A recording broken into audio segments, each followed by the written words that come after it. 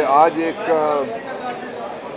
दस्तूरी मुल्क में और आईनी मुल्क में ये तय होना है कि राज किसका होगा। आइन का राज होगा, दस्तूर का राज होगा, अवाम का राज होगा या नामालूम कोई राज होगा, जिसके बारे में लोग कह रहे हैं। कोई कह रहा है कि जी इमरजेंसी आ सकती है, कोई कह रहा है मार्शल लॉ आ सकता है, कोई कह रहा है आइन टूट सकता है। लेकिन मेरा यकीन है कि पाकिस्तान में कोई ऐसी सूरत हाल नहीं है जिसमें इमरजेंसी आ सके या जो पहले से गैर आइनी निज़ाम चल रहा है उसमें कोई इजाफा करके कोई अल्ट्रा कॉन्स्टिट्यूशनल को आखिरी इवेंचुअलिटी की जा सके। ये मेरा अपना विजदान भी है और that's what I wanted to tell the nation. दूसरा, इस वक्त जो असल इशू है वो ये है कि सुप्रीम कोर्ट ऑफ पाकिस्तान के सामने सवाल क्या है। उस पर बड़ा अच्छा तबसरा एक जस्टिस मरकंडे जो इंडिया के हैं उन्होंने किया। उन्होंने कहा कि अगर वो जज होते तो 5 मिनट का तो सवाल था टोटल। एक जजमेंट थी सुप्रीम कोर्ट ऑफ पाकिस्तान की जिस पे अमल दरामद हो गया। अमल दरामद कैसे हुआ? जब जजमेंट एक्सिक्यूट हो जाए तो उसको रिवर्स नहीं किया जा सकता। उसमें सिर्फ 188 कहता है कि आप कोई ज्यादा से ज्यादा एक अदद रिव्यू ला सकते हैं। एक्सिक्यूशन इस तरह से हुई है कि जो सुप्रीम कोर्ट ऑफ पाकिस्तान की जजमेंट आई जस्टिस जवाद साहब की जजमेंट के बाद, उसमें उन्होंने कहा कि सदर तारीख दें और तारीख दे दी गई इलेक्शन की। दूसरा, जो किरदार इसमें सबसे मशकूक किरदार है, बड़ी बदकिस्मती की बात है, और सबसे गैर आईनी किरदार है वो इलेक्शन कमीशन का है। इलेक्शन कमीशन को जो सारे रिटायर्ड हजरात हैं उनको पहले से भी पेंशन मिल रही है, अब भी तनख्वाह मिल रही है। सारी डबल मुराद वाला कोई दूसरा महकमा पाकिस्तान में मुझे नजर नहीं आता इलेक्शन कमीशन के अलावा। और उस डबल मुराद का नतीजा क्या निकला है? 218(3 ये कहता है कि election commission fair, free, transparent, एक एक करके देख लें क्या ये इलेक्शन कमीशन फेयर इलेक्शन करा सकता है। जिस इलेक्शन कमीशन ने कल सुप्रीम कोर्ट में ये मौक़िफ़ इख्तियार किया है कि एक तरफ 13 पार्टियां हैं और एक तरफ एक पार्टी है, इसका मतलब ये है वो 13 पार्टियों के साथ खड़ा है। फ्री करा सकता है, वो फ्री इसलिए नहीं करा सकता कि इस इलेक्शन कमीशन पे जो आईजी पंजाब है उसकी राय भारी है। इस इलेक्शन कमीशन पे चीफ सेक्रेटरी पंजाब की राय बरतर है।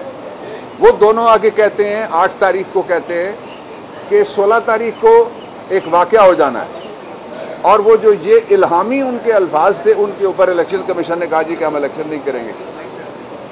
जो तीसरी बात है ट्रांसपेरेंट इलेक्शन। ट्रांसपेरेंट ये है कि इलेक्शन होता हुआ दिखाई दे। कल सारा जोर इलेक्शन कमीशन ने ये लगाया, वकील खुद नहीं बोल रहा होता, उसकी इंस्ट्रक्शंस बोल रही होती हैं। और मैं समझता हूं कि ये जो ही जजमेंट आएगी, जो भी जजमेंट आती है वो सुप्रीम कोर्ट का अपना प्रेरोगेटिव और इख्तियार है। कौम की तमन्ना तो ये है कि इलेक्शन हो, मेजॉरिटी की तमन्ना ये इलेक्शन हो। साइलेंस मेजॉरिटी सारे सर्वेज कहते हैं 90% करीब लोग के जब तक इलेक्शन नहीं होगा ये जो गैर नुमाइंदा असेंबली, गैर नुमाइंदा गवर्नमेंट है, इसके जरिए से कोई मसला हल नहीं होने जा रहा, मसाइल बढ़ेंगे। और वही हो रहा है जो लोग कह रहे हैं। तो इसमें अगर इलेक्शन कमीशन के मेंबरान और जो इलेक्शन कमीशन के चेयरमैन हैं वो या उनमें से कोई एक या कोई सारे अपने आप को डिस्टेंस नहीं करते, तो ये कल जो इलेक्शन कमीशन था वो हमला आवर था basically supreme court of Pakistan के ऊपर कि जी इंसाफ होता हुआ नजर नहीं आ रहा। भाई इलेक्शन कराओ ना, तुम्हारा काम इंसाफ होता हुआ देखना है या इलेक्शन कराना है? तुम्हारा काम 184 की इंटरप्रिटेशन करना है, बेंच कौन सा बैठना चाहिए इसका मुतालबा करना है, या तुम्हारा काम है इलेक्शन कराना? सिंगुलर जॉब, सॉलिटरी जॉब, सिर्फ एक काम दिया है जो वो नहीं करा सकते, बाकी सारे काम वो कर रहे हैं। इसलिए ये जो कल की प्रोसीडिंग्स हैं जजमेंट में किस तरह से आती हैं वो देखने के बाद ये केस बन जाएगा 100% सारे इलेक्शन कमीशन के खिलाफ कि उन्होंने इलेक्शन कराने से वो भाग गए। और कल एक फाजल मेंबर जो बेंच के थे उन्होंने ये भी कहा कि आप तो कहते थे पिछला साल था, यही महीना था, यही मौसम था जिसके बारे में उनको याद दिलाया गया। और क्या था? आप कह रहे थे 4 महीने में हम इलेक्शन करा देंगे। 4 महीने के ऊपर 4 और 4 और ट्रिपल स्टोरी 4 महीने हो गए, आप कहते हैं हम इलेक्शन नहीं करा सकते। تو پھر اس عرصے کی کیا آپ تنخواہیں لیں گے؟ اس عرصے کا جو پیٹرول ہے سینکڑوں ہزاروں لیٹر وہ کیا آپ لیں گے؟ اس عرصے میں کیا آپ سرکاری کوارٹر میں رہیں گے جو الیکشن ہی نہیں آپ کرا سکتے؟ آپ اس عرصے کے اپنے ٹیلی فون اپنی جیب سے ان کا بل دیں گے، اس عرصے کی بجلی آپ اپنے پاس سے دیں گے۔ اس وقت جو میں کہہ رہا تھا کہ یہ پاکستان میں ایک ڈیفائننگ مومنٹ ہے، اس لیے ڈیفائننگ مومنٹ ہے کہ جو پچھلا سال تھا یہی دن تھے، یہی بینچ تھا، دن کا وقت نہیں تھا۔ اب تو 184(3) کی پٹیشن ہے، وہ ایک سو موٹو نوٹس تھا جو سپریم کورٹ کو اختیار ہے لے سکتا ہے۔ سو موٹو نوٹس کا میں ہمیشہ سے حامی رہا ہوں، جب اس کا ایسا استعمال ہوتا تھا مخالفین کے خلاف جیسا اب نہیں ہوا، اس وقت بھی میں حامی تھا، آج بھی میں حامی ہوں، آئندہ بھی میں حامی رہوں گا۔ اور اس وقت یہ کہا، جب میں نے کہا سپریم کورٹ آف پاکستان میں رات کے سو موٹو میں نے کہا جی کہ فل بینچ بٹھا لیں، فل کورٹ بٹھا لیں، انہوں نے کہا کوئی ضرورت نہیں ہے۔ لارجر بینچ کی مطالبہ کیا، کوئی ضرورت نہیں ہے۔ کون کہہ رہا تھا؟ وہی لوگ جو آج کہہ رہے ہیں بٹھا لو۔ اور پھر دوسرا یہ ہے کہ پاکستان کا جو اس وقت کا موسم ہے، معاشی موسم، وہ لوگوں کے لیے قاتل موسم ہے، وہ لوگوں کے لیے موت کا موسم ہے، وہ لوگوں کے لیے غربت، بیماری، لاچاری، ناداری کا موسم ہے۔